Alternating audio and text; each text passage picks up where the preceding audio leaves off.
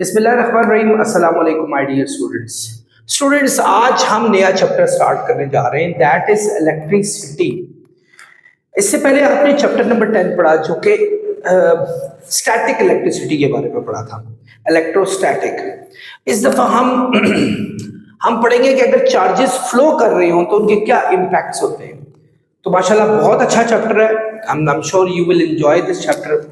हम इसके पहले टॉपिक्स में आज जो पढ़ने जा रहे हैं इस लेक्चर में, उस पर ड्रिफ्ट वेलोसिटी है और फर्मी वेलोसिटी, इसी तरह इलेक्ट्रोमोटिव फोर्स वगैरह, इनको हम या इलेक्ट्रिक पोटेंशियल, इनको हम स्टडी करेंगे। मोर ओवर इस चैप्टर में आगे जाकर किरचॉफ्स लॉ, व्हीटस्टोन ब्रिज और इसी तरह के बहुत सारे अच्छे अच्छे टॉपिक जो कि आपके एग्जाम के लिए बड़े इंपॉर्टेंट टॉपिक्स हैं, वो भी लाजमी आएंगे। क्विकली चलते हैं, अपना थोड़ा बेसिक्स थोड़ा मजबूत करते हैं कि इलेक्ट्रिक करंट होता क्या चीज है, करंट इलेक्ट्रिसिटी क्या चीज होती है। ठीक है स्टूडेंट्स, ये गौर से देखें। ये हमारे पास एक कंडक्टर दिया हुआ है। इस कंडक्टर में बहुत सारे हमारे एटम्स मौजूद हैं, मॉलिक्यूल्स, जो के बड़े, जिसने इसको एक शक्ल दी हुई है और ये बिल्कुल वाइब्रेटरी मोशन में हमारे पास मौजूद है। और इसके इर्द गिर्द ये कंडक्टर है, इसके इर्द गिर्द फ्री इलेक्ट्रॉन जो है वो इसकी स्पेसेस में घूम फिर रहे हैं, एंजॉय कर रहे हैं। And these electrons are called free electrons. इनको फ्री इलेक्ट्रॉन कहा जाता है। वो इलेक्ट्रॉन जो एक जगह से दूसरी जगह तक खुद ब खुद आजादी के साथ मूव कर रहे हो, they are called free electron.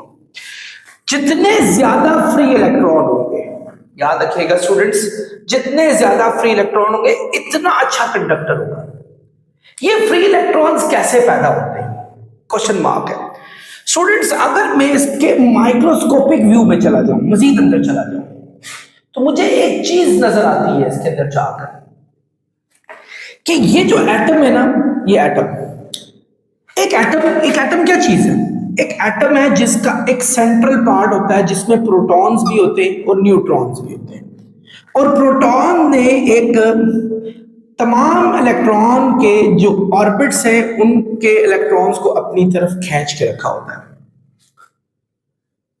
आमतौर पर जैसे जैसे ऑर्बिट्स आगे जाना शुरू हो जाए, यानी जो क्लोज ऑर्बिट होते हैं उनकी तो फील्ड प्रोटॉन के साथ बड़ी मजबूत होती है, बाइंडिंग बड़ी मजबूत होती है।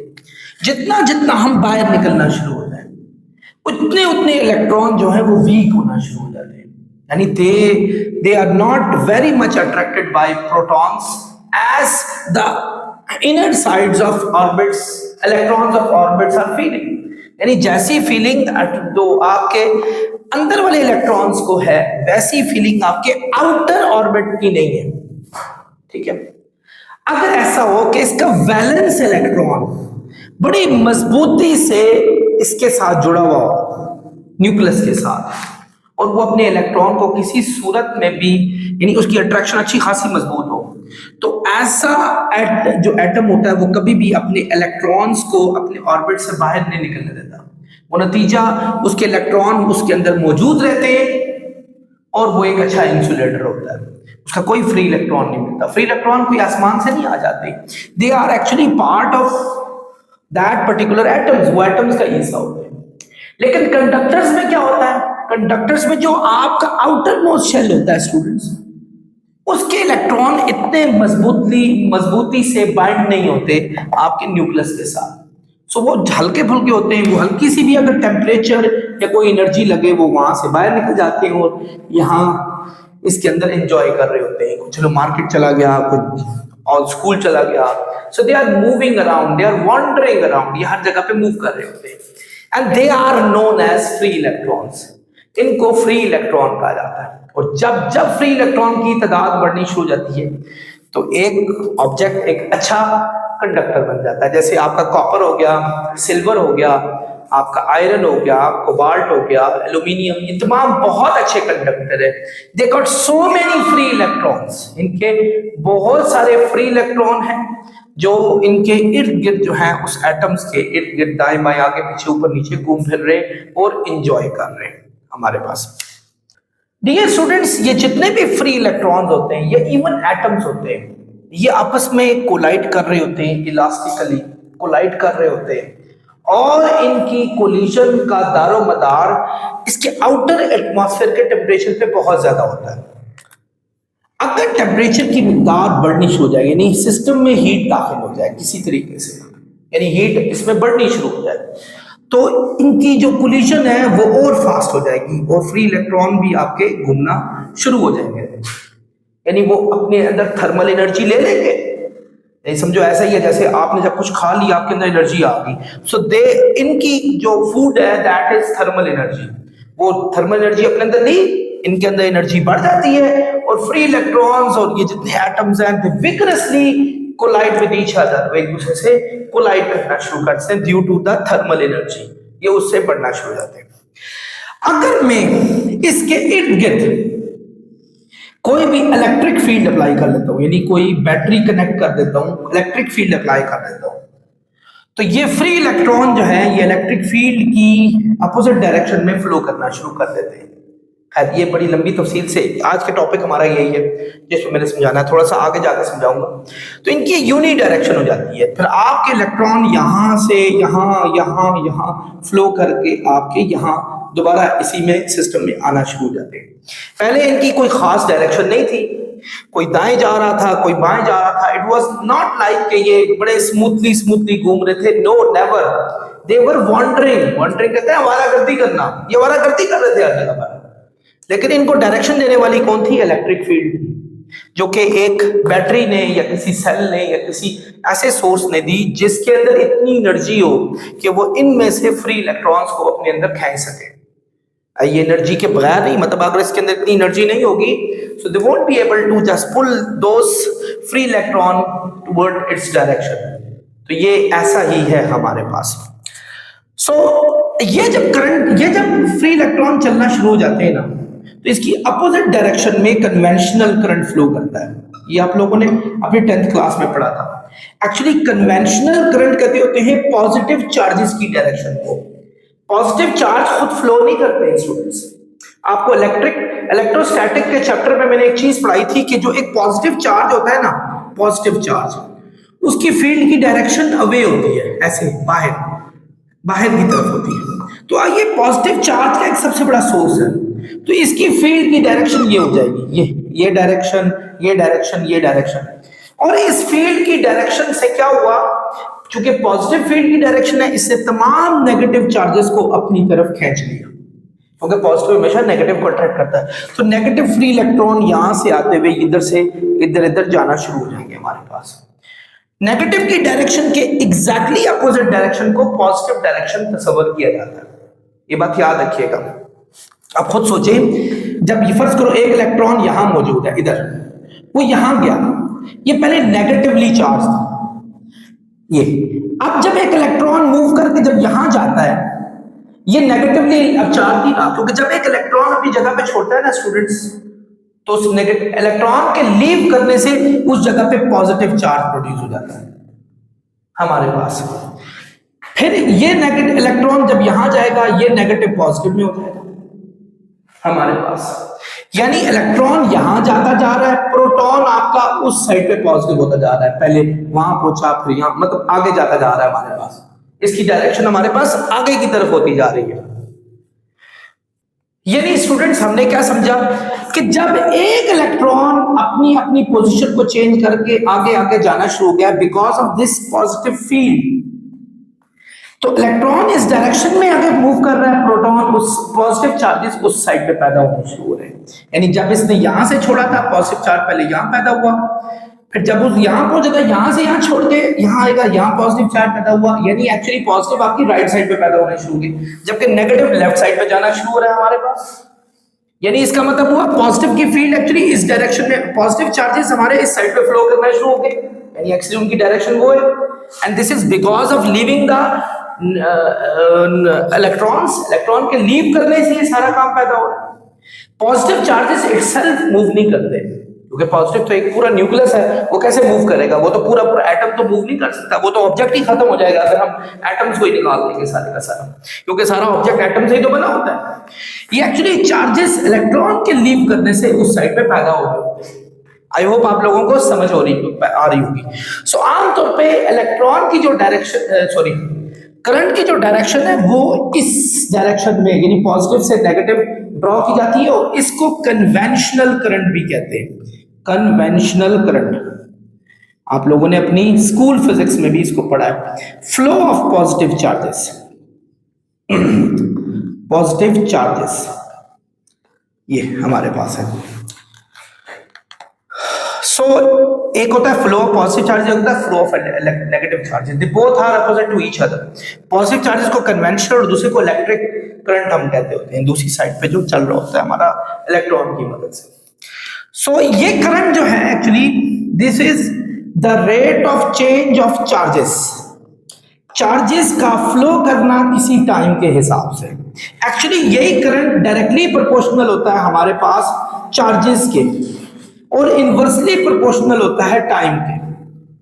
इनवर्सली प्रोपोर्शनल होता है टाइम के, यानी अगर एक टाइम को कांस्टेंट मान लिया जाए, टाइम को कांस्टेंट मान लिया जाए, जो जितने चार्जेस आपके फ्लो करेंगे एक सेकंड में दूसरी जगह पर, यानी एक टाइम को कांस्टेंट मान, एक सेकंड रख लेते हैं टाइम, एक सेकंड में अगर 10 कूलम चार्ज है तो करंट 20 कूलम है, 20 एम्पियर है। अगर एक सेकंड में 25 कूलम गए तो आपका जो करंट होगा वो 25 एम्पियर हो जाएगा। तो इसी तरह अगर चार्जेस को कांस्टेंट मान लिया जाए, फर्ज करें 20 कूलम चार्जेस ने फ्लो करना है और एक सिनारियो में वो एक सेकंड में फ्लो करते हैं, दूसरे सिनारियो में वो 2 सेकंड में फ्लो करते हैं। जितने ज्यादा टाइम लगेगा एक मखसूस चार्जेस को फ्लो करने के लिए, उतनी करंट की वैल्यू डाउन हो जाएगी हमारे पास। इनवर्सली रिलेटेड होता है। चार्ज की यूनिट स्टूडेंट्स कूलम पड़ी थी और टाइम की यूनिट जो होती है वो सेकंड, तो इसकी यूनिट कूलम पर सेकंड हुई, जिसको हम एम्पियर भी कहते हैं। एम्पियर, एम्पियर ए छोटा रखा जाता है अगर पूरी यूनिट लिखनी हो, वरना कैपिटल ए भी आप लिख सकते हैं। एक मशहूर साइंटिस्ट थे, इनका एक बड़ा मशहूर लॉ भी है, एम्पियर सर्कुलर लॉ, जो अगले चैप्टर में आप लोगों को इंशाल्लाह पढ़ाऊंगा। तो ये सारी सिनेरियो था इलेक्ट्रिक करंट के साथ। डियर स्टूडेंट्स, हमारा बड़ा इंपॉर्टेंट टॉपिक है ड्रिफ्ट वेलोसिटी। हम एक कंडक्टर में, ये कंडक्टर है हमारा, जिसके अंदर बहुत सारे फ्री इलेक्ट्रॉन्स है हमारे पास, बहुत सारे फ्री इलेक्ट्रॉन्स हैं और ये मूव कर रहे हैं दाएं से बाएं, आगे पीछे, ऊपर 3 डायमेंशंस में मूव कर रहे हैं, अपने पूरे वॉल्यूम में मूव कर रहे हैं हमारे पास। ये कंडक्टर है हमारे पास जिसकी लेंथ ये है और ये हमारे पास इसकी विड्थ है और इसकी 3rd डायमेंशन में जो होगी वो हाइट होगी। इनफैक्ट ये हाइट कर लें, वो विड्थ कर लें तो ज्यादा बेहतर रहेगा, इसको हाइट कर लें। तो ये हमारे पास दिया हुआ है। स्टूडेंट्स, जब तक आपने इसको किसी एक्सटर्नल इलेक्ट्रिक फील्ड के साथ कनेक्ट नहीं किया था, इसके अंदर जो फ्री इलेक्ट्रॉन्स थे, they were just colliding the material, they were colliding with each other, they were colliding the atoms। ये उनके ऊपर सरफेसेस में हर जगह पर ये मूव कर रहे थे हमारे पास। ये बिल्कुल ऐसा नहीं है कि जैसे एक रोड पे अगर एक गाड़ी चल रही है हमारे पास, एक जगह से दूसरी जगह आ रही है, सीधा सीधा ये मूव कर रहे हो। नेवर, ऐसा कभी भी नहीं था, क्योंकि इनको बहुत सारी मुश्किलात का सामना अंदर करना पड़ रहा है। ये बिल्कुल ऐसा ही है कि जैसे आप एक ऐसी सोसाइटी में रह रहे हो जहां सड़कें बिल्कुल ठीक ना हो, कभी आपको दाएं जाना हो, कभी बाएं जाना हो, तो बिल्कुल ये चार्जेस ऐसे ही मूव कर रहे हैं, कभी यहाँ, कभी यहाँ, कभी यहाँ, कभी वहां, कभी यहाँ, यानी दे आर मूविंग वांडरली, हर जगह पे मूव कर रहे हैं without putting the electric field. अभी हमने इलेक्ट्रिक फील्ड को अप्लाई इसके साथ बिल्कुल भी नहीं किया। सो वो स्पीड स्टूडेंट, जब हम इनके एक्सटर्नल इसके साथ कोई बैटरी अप्लाई ना करें, यानी कोई भी इलेक्ट्रिक फील्ड अप्लाई ना करें, कोई भी इलेक्ट्रिक पोटेंशियल अप्लाई ना करें, जो इलेक्ट्रॉन की जो स्पीड होती है हमारे पास, उसको फर्मी स्पीड कहा जाता है। क्या कहा जाता है? फर्मी स्पीड कहा जाता है। क्या कहा जाता है स्टूडेंट्स? Fermi speed. और ये बहुत तेज होती है फर्मी स्पीड। स्पीड इसलिए दिया है क्योंकि दे डोंट हैव स्पेसिफिक डायरेक्शन, वरना फर्मी वेलोसिटी क्या देते। वैसे अगर इंडिविजुअल चार्ज की बात करें, इंडिविजुअल चार्ज जब घूम रहा होता है ना, ये यहां से यहां गया, फिर यहां गया, फिर यहां, तो यहां से यहां तक एक स्पेसिफिक डायरेक्शन में एक्चुअली उसकी वेलोसिटी ही होती है। लेकिन चूंकि इसकी कोई वाकई कोई ऑर्गेनाइज वेलोसिटी नहीं है, सो हमने इसका नाम फर्मी स्पीड रखा because it doesn't have a specific direction in it.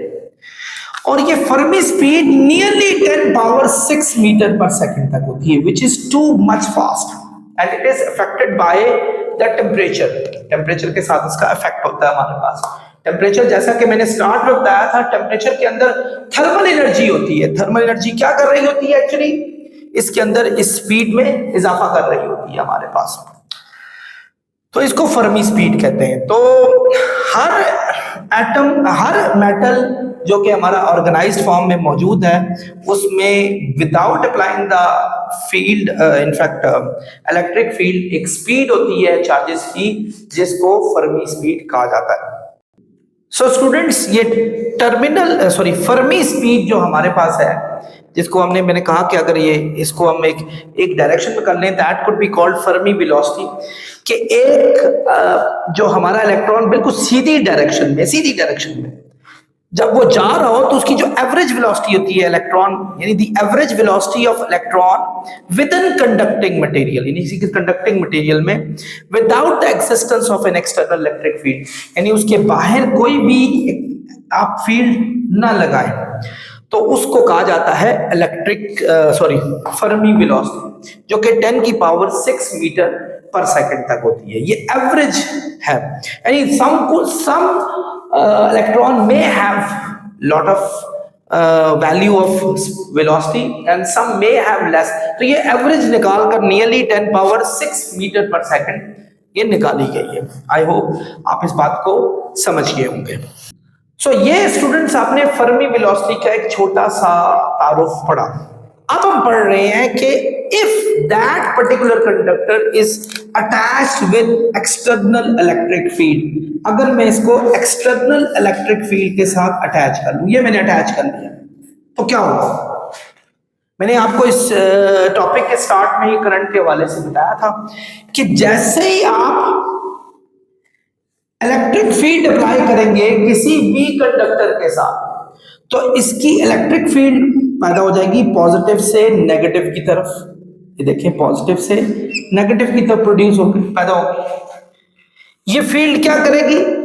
ये पॉजिटिव है ना, पॉजिटिव किसको अट्रैक्ट करते हैं? चार्ज इलेक्ट्रॉन्स को। तो ये इलेक्ट्रॉन जो यहाँ मौजूद थे, जो बेहंगम दाएं बाएं आगे पीछे ऊपर नीचे डायरेक्शंस में मूव कर रहे थे, ये उनको अपनी स्ट्रेट डायरेक्शन में खींच लेगा, सीधा सीधा एक यूनिक डायरेक्शन इनको दे देगा सीधा, और ये आपका यहां से फ्लो करते हुए आपका इधर से इधर फ्री इलेक्ट्रॉन आने शुरू हो गए, और आपके जो जितने भी फ्री इलेक्ट्रॉन्स थे, जो इसके अंदर खरबों की तादाद में मौजूद थे, उनको एक यूनिक डायरेक्शन मिल गई।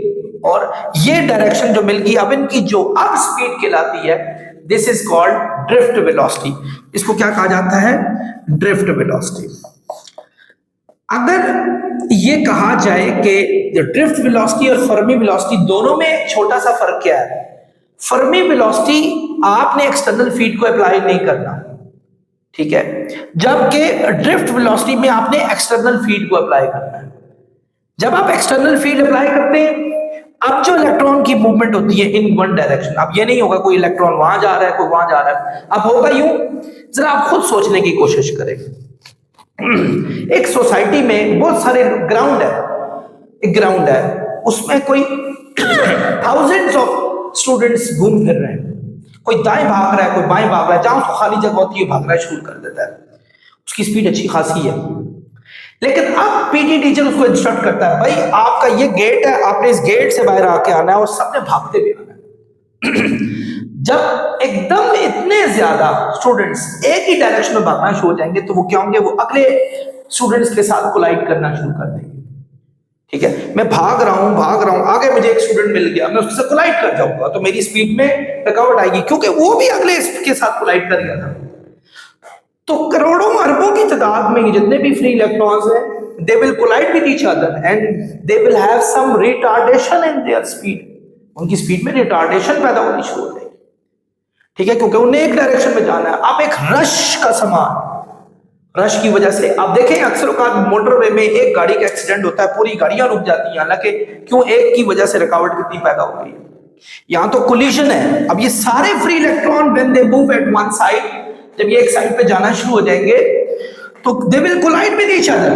तो जब ये कोलाइड होंगे तो इनकी स्पीड कंपैरेटिवली बल्कि सिग्निफिकेंटली स्टॉप रुक जाएगी, इतनी ज्यादा नहीं होगी। और ये नियरली 10 की पावर -4 मीटर पर सेकंड तक ये स्पीड आ जाती है हमारे पास। पहले ये 10 की पावर 6 था।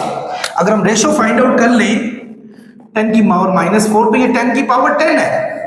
Unit 10, 100,000, 10,000, 100,000, million, 10 million, 100 million, billion, 10 billion, यानी नियरली 10 अरब के करीब करीब इतने ज्यादा हमारे पास क्या कहते हैं इनके अंदर रुकावट आ गई है हमारे पास, यानी गुना रुकावट आ गई है। 10 अरब के करीब करीब रुकावट आ गई है। अगर मैं गलत पढ़ा हो तो इसको एक दफा खुद देख लीजिएगा काउंट करके, यानी इतने टाइम इसकी स्पीड रुकी है। Why? Because they are moving at one direction now and they are colliding with each other, they are obstacling each other, they are putting some hindrance. So अगला जाएगा तो पिछला चलेगा, तो पिछला जो टकराया वो जाएगा तो उससे पिछला चलेगा, वो जाएगा तो उससे पिछला चलेगा। तो drift velocity as compare to जो पिछली हमने फर्मी वेलोसिटी पढ़ी थी वो कम है, क्योंकि फर्मी वेलोसिटी में तो इलेक्ट्रॉन जहां स्पेस देखता है वहां तेजी से भाग जाता है, उसके पास जगह होती है। यहाँ स्पेस का चक्कर नहीं, यहाँ एक ही डायरेक्शन में आपने मूव करना है। So I hope आप ड्रिफ्ट वेलोसिटी को पढ़ के होंगे। So what is drift velocity? The average velocity of free electrons that moves in electric field in opposite to the electric field and in one direction after applying the electric potential। जब आप electric potential या electric field apply करते हैं तो so students अगर हम definition में जाते हैं, so what is the definition of drift velocity? The average velocity acquired by charge carriers within conducting material in the presence of external electric field और potential। यानी एवरेज वेलोसिटी जो charge को मिलती है कंडक्टिंग मटेरियल के अंदर जब हम उसके इर्द गिर्द इलेक्ट्रिक फील्ड अप्लाई करते हैं। सो दोनों में फर्क क्या हुआ? उसमें इलेक्ट्रिक फील्ड नहीं अप्लाई करते, उसमें वो इजाद है बेचारे अपनी यशी कर रहे हैं, ठीक है, they don't have any obstacle. But in drift velocity they are having some obstacle, they have to go in one direction actually. So this is called drift velocity. Dear students, ये जो आपसे मैंने अभी डिस्कशन की, जैसे ये हमारे पास एक कंडक्टर था और हमने इसके साथ एक इलेक्ट्रिक फील्ड लगाई थी। ये एक ईएमएफ का सोर्स है। ईएमएफ एक वोल्टेज को यानी what is EMF? EMF is defined as the total work done in a unit charge. एक चार्ज पे कितना वर्क डन किया जा रहा है in bringing that charge into the field, यानी फील्ड में उसको चलाने के लिए कितना वर्क डन करना पड़ रहा है। स्टूडेंट्स एक अभी मैं ड्रिफ्टिंग वेलोसिटी के बारे में पढ़ा रहा था, आप अंदाजा लगाएं, खुद अंदाजा लगाएं। आप अगर ये जमीन है, ये देखिए ये जमीन है, ये जमीन है और ये जमीन की ग्रेविटी का एक तायुन कर लेते हैं कि ये ग्रेविटी कम है, जितना ऊपर जाएंगे ग्रेविटी कम होगी, जितना नीचे जाएंगे ग्रेविटी हाई होगी। हमने पढ़ा हुआ है कि ग्रेविटी का जो फोर्स ऑफ ग्रेविटी होती है वो इनवर्सली प्रोपोर्शनल होती है डिस्टेंस के from centre of the object, वहां से उसके स्क्वायर में स्क्वायर से होती है, ये हमने पढ़ा था। आप अगर यहां से छलांग मारते हैं आप बड़ी स्पीड से नीचे आएंगे, because you have so much gravity. जितनी ग्रेविटेशनल फील्ड ज्यादा होगी उतना आपकी स्पीड ज्यादा स्ट्रांग होगी। यहां से आप छलांग लगाएं, you gonna be very slow here, very slow, because gravity बहुत वीक है, आप आराम से आ रहे हैं। But suddenly when you enter at the place where gravity is higher as compared to the previous, so what happens? Your speed goes faster, आपकी speed बढ़नी शुरू हो जाती है। सो ग्रेविटी जितनी इंटेंस होगी वहां आपकी स्पीड भी इंक्रीज हो जाएगी। यहां भी ऐसा ही है। यहां ये फील्ड जो अप्लाई की है किसने? आपके इस सोर्स ने जो फील्ड अप्लाई की है, ये फील्ड जितनी बढ़ती जाएगी आपकी जो ड्रिफ्ट वेलोसिटी है वो इंक्रीज करती जाएगी नेगेटिव में। नेगेटिव में क्यों? क्योंकि फील्ड की डायरेक्शन के अपोजिट साइड पे आपके फ्री इलेक्ट्रॉन मूव कर रहे होते हैं, यानी डायरेक्शन अपोजिट साइड पे है, इसलिए नेगेटिव का साइन। तो जितनी जितनी फील्ड मूव करेगी हाई होती जाएगी। यानी अगर फर्ज करें फील्ड का ताल्लुक भी बैटरी के पोटेंशियल पे होता है। फर्ज करें आपने 10 वोल्ट की बैटरी लगाई है, फर्ज करें, ये याद रखें फील्ड का बड़ा गहरा ताल्लुक जो होता है वो बैटरी के पोटेंशियल पे होता है, ये भी मैं आपको अगले कुछ टॉपिक्स में बताने लगा हूं। तो जितनी आपका इलेक्ट्रिक पोटेंशियल बढ़ेगा, जैसे 10 वोल्ट की बैटरी है तो उसकी फील्ड भी ज्यादा होगी, तो चार्जेस तेजी से चलना शुरू होंगे। लेकिन आपने अगर 12 वोल्ट की लगा दी, you gonna see that your charges are moving faster now, आपके चार्जेस ज्यादा तेज चलना शुरू हो जाएंगे। डायरेक्टली प्रोपोर्शनल होता है फील्ड के, और आप जैसे प्रोपोर्शनैलिटी का साइन हटाते हैं तो इक्वल का साइन लगता है और कांस्टेंट लगता है। यहां कांस्टेंट लग रहा है हमारे पास म्यू, क्या लग रहा है आपका कांस्टेंट? म्यू लग रहा है।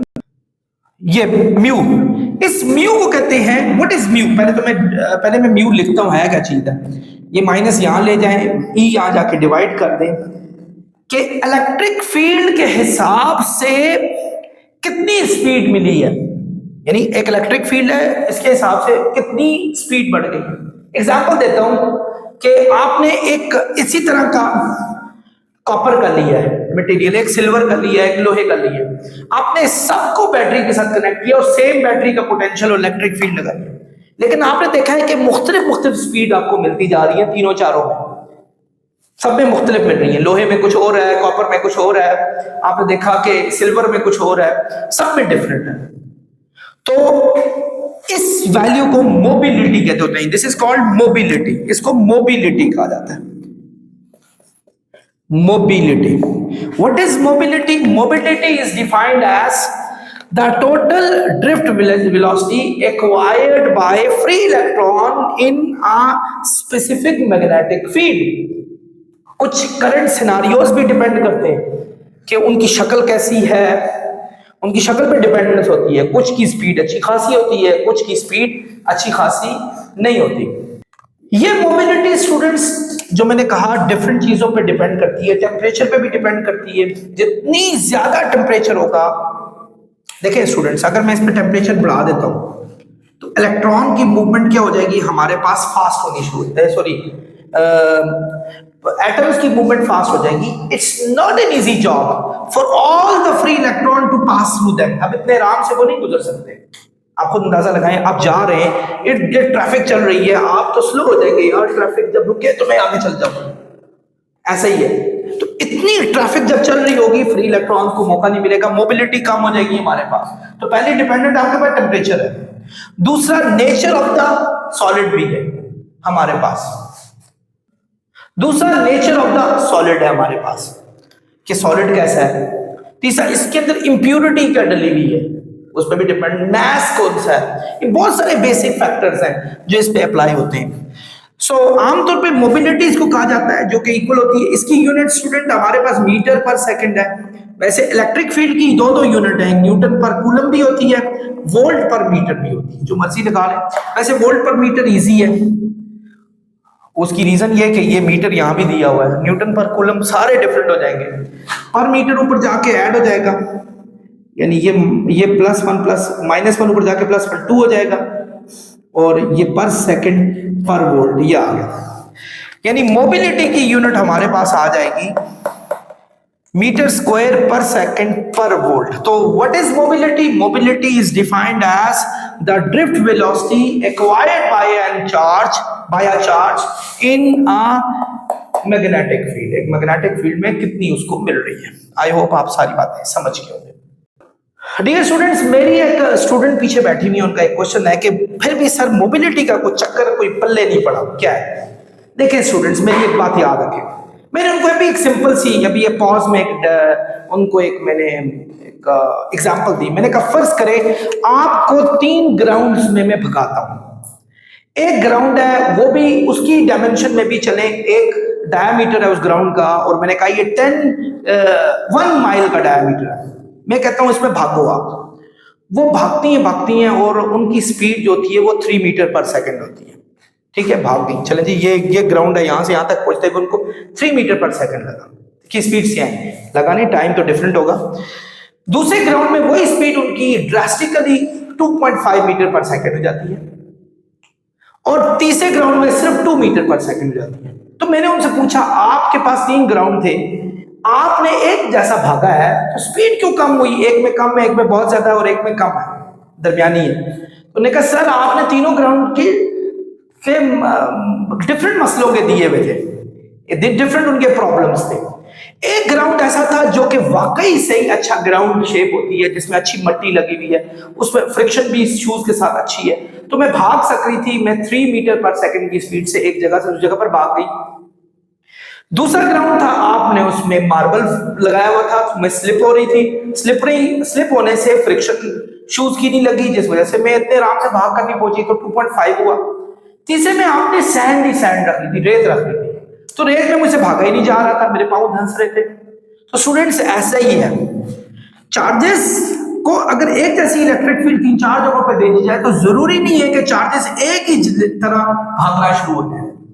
वो सर्कमस्टांसेस मैटर करते हैं, इंप्योरिटी मैटर करती है, टेम्परेचर मैटर करता है, डिफरेंट स्ट्रक्चर उसका मैटर करता है, वो कंडक्टर मैटर करता है। हो सकता है कंडक्टर के अंदर जो नेचर है वो डिफरेंट हो बाकी कंडक्टर से, एक में आजादी हो घूमने की, एक में ना हो। तो फिर जिसकी स्पीड ज्यादा होगी उसकी ड्रिफ्ट वेलोसिटी मोबिलिटी ज्यादा होगी, और जिसकी कम होगी उसकी मोबिलिटी कम होगी। आई होप आप लोग अब इस टॉपिक को अच्छे तरीके से समझ गए हो। डियर स्टूडेंट्स, ये मैंने बल्कि मेरी एक स्टूडेंट है, उन्होंने हेल्प किया, मैंने कहा लिखते हैं, ये आपकी बुक में भी लिखा हुआ है, चले थोड़ा सा, क्योंकि बहुत सारे स्टूडेंट्स मुझे मैसेज करते हैं सर बुक के लिहाज से भी कुछ बात बताया करें, तो मैं चले बुक को भी थोड़ा सा रिलेट कर दिया। ड्रिफ्ट वेलोसिटी और मोबिलिटी में क्या फर्क है? एक्चुअली कंपैरिजन एक दिया हुआ है, मैं इसमें फर्क इसलिए नहीं समझता क्योंकि एक्चुअली मोबिलिटी जो होती है ना वो ड्रिफ्ट वेलोसिटी से ही आती है। तो बहरहाल देखें इधर, average velocity acquired by charge carriers within conducting material in the presence of external electric field, यानी external electric field में जो चार्जेस को स्पीड मिलती है, चार्जेस को जो स्पीड मिलती है, इसका कोई ताल्लुक नहीं है कि क्या कहते हैं सिंपल स्पीड, बस मैं ताल्लुक पे लंबा हो जाएगा क्योंकि मेरे माइंड में दो बातें और आने लगी थी। तो सिंपल जो स्पीड है वो, और स्पीड इक्वल होती है, अभी मैंने प्रूफ कराई थी, माइनस म्यू ई के। म्यू कहते होते हैं मोबिलिटी को, ई इलेक्ट्रिक फील्ड को कहते हैं। यूनिट इसकी मीटर पर सेकंड है, वेलोसिटी की यूनिट सबको पता है। मोबिलिटी एक्चुअली दिस वन, ई वहां जाके डिवाइड हो जाएगा, तो measurement magnitude of drift velocity per unit electric field के हिसाब से कितनी होगी, ठीक है, उसको कहेंगे मोबिलिटी। हमारे पास मोबिलिटी को कोई ताल्लुक नहीं है कि फील्ड के अपोजिट जा रहे हैं, कहाँ जा रहे हैं, बस उसका ताल्लुक है कि फील्ड के हिसाब से कितनी हमारी स्पीड है, दैट मैटर्स एक्चुअली। तो इसकी यूनिट जो होती है वो भी मैंने प्रूफ भी कराई थी, मीटर स्क्वायर पर सेकंड पर वोल्ट, ये इसका फॉर्मूला हमारे पास आ जाएगा। आई होप आप समझ गए होंगे, ये इसको देख सकते हैं आप। डियर स्टूडेंट्स, अब मूव करते हैं ड्रिफ्ट वेलोसिटी फैक्टर्स, और ड्रिफ्ट वेलोसिटी की वैल्यू को भी फाइंड आउट करने की एक अदना सी कोशिश करते हैं कि क्या है। डियर स्टूडेंट्स, आप जानते हैं कि इलेक्ट्रिक फील्ड इंटेंसिटी क्या होती है।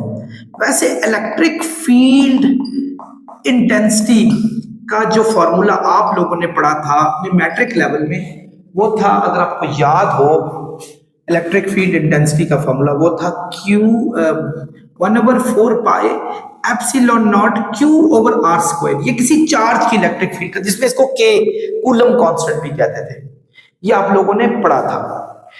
और वैसे इलेक्ट्रिक फील्ड का एक फॉर्मूला आपने F/Q भी पढ़ा हुआ है, अगर आप लोगों को याद हो तो। ये भी अगेन चार्ज की इलेक्ट्रिक फील्ड है हमारे पास, ये उसके लिए हमारे पास लगा है।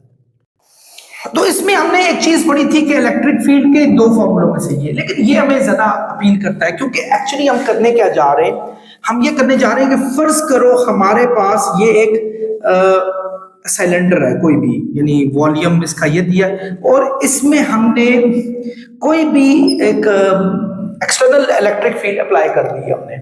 अब जब हम इसमें एक्सटर्नल इलेक्ट्रिक फील्ड अप्लाई करेंगे, इसमें ड्रिफ्ट वेलोसिटी इलेक्ट्रॉन्स में प्रोड्यूस होनी शुरू हो जाएगी। तो अब हमने इस कंडक्टर में इलेक्ट्रिक फील्ड को डिस्कस करना है, तो वो एक्चुअली इक्वल होती है F/Q के। ये फोर्स कितनी लग रही है, एक एक चार्ज पर कितनी फोर्स लग रही है, that is called electric field. और आप लोगों ने ये पढ़ा हुआ है कि वर्क डन जो होता है ना स्टूडेंट्स, वो Fd के इक्वल होता है, ये पढ़ा हुआ सबने। अगर मैं यहां से फोर्स की वैल्यू को निकालूं तो वर्क ओवर डी आ जाएगा। ये मैंने फोर्स की वैल्यू डी मल्टीप्लाई हो रहा है, वहां जाके डिवाइड हो जाएगा। अगर मैं इसको उठाकर इस जगह पे फिक्स कर देता हूं तो ये आ जाएगा W बाय डी, डी नीचे चला जाएगा Q,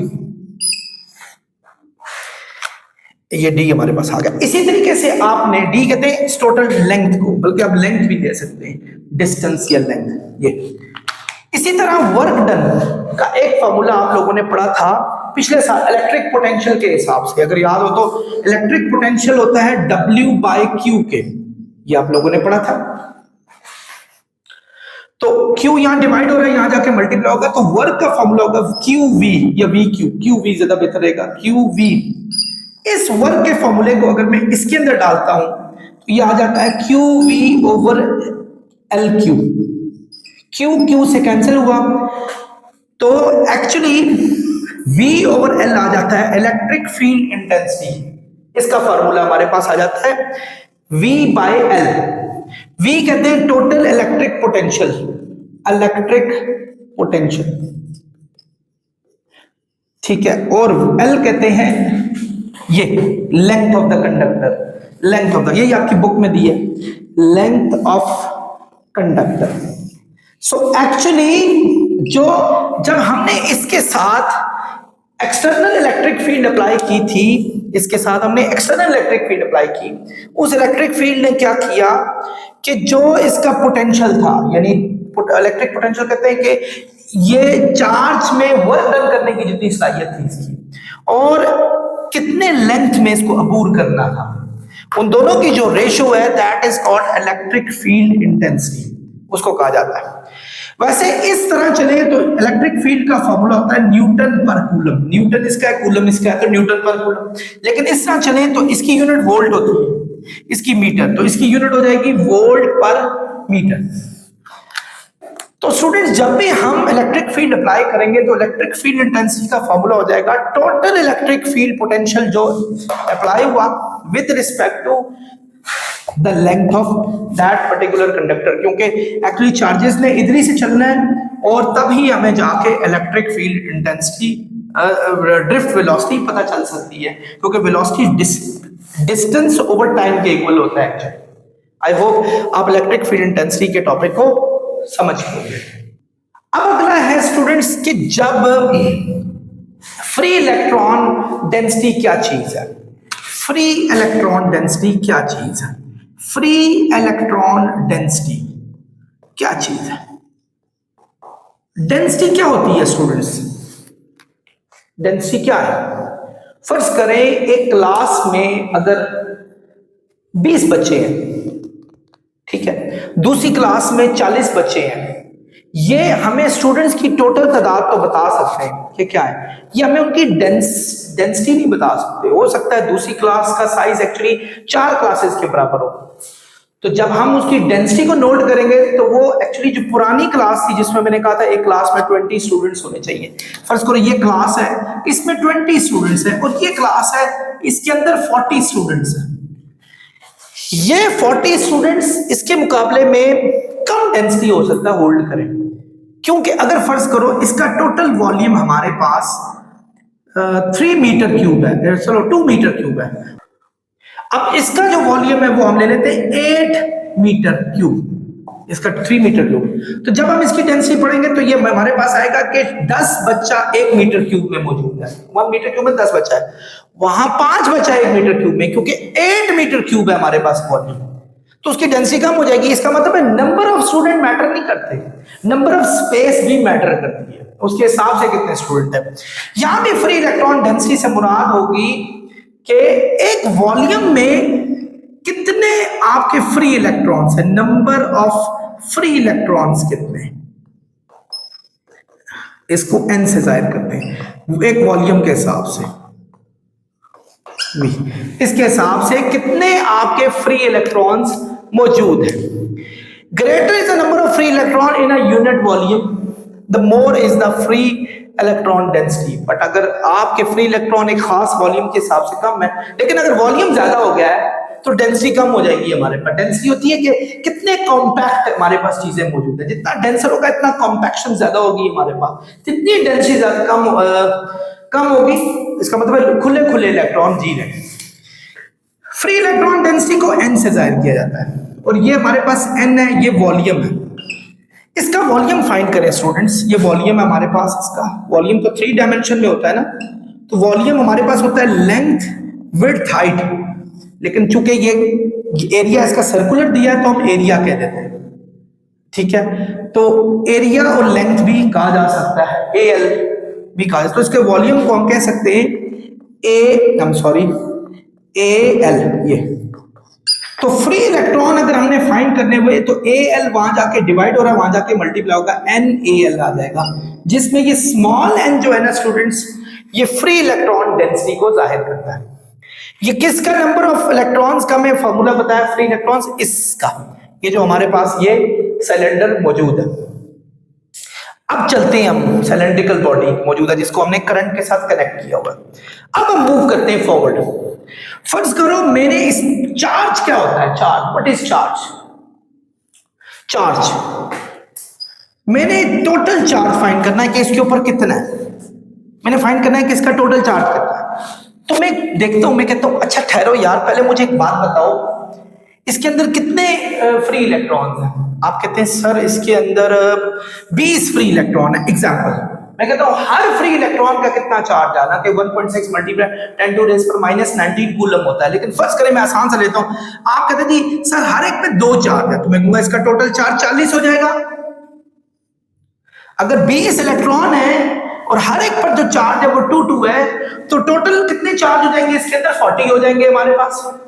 यानी एक्चुअली टोटल फ्री इलेक्ट्रॉन्स और एक इलेक्ट्रॉन पे कितना चार्ज है, उन दोनों को मल्टीप्लाई करो तो टोटल चार्ज मुझे पता चल जाएगा इसके अंदर कितना है। यानी टोटल फ्री इलेक्ट्रॉन और एक इलेक्ट्रॉन पे कितना चार्ज है, इसको क्यूब से भी ई से भी जाहिर कर सकते हैं। ई, इस ई की वैल्यू वैसे आमतौर पे फ्री इलेक्ट्रॉन में 1.6 मल्टीप्लाई 10 टू रेज़ पर -19 कूलम होती है। ये यानी actually total number of electrons को इससे मल्टीप्लाई कर दें, मुझे पता चल जाएगा कि पूरी सिलेंड्रिकल बॉडी में कितना चार्ज मौजूद है। ये हमारे पास आ गया। अब इस n की वैल्यू को उठाकर इसमें डाल दें, ये देखिए क्यों, ये n है हमारे पास, NaLe, ये हमारे पास आ गया।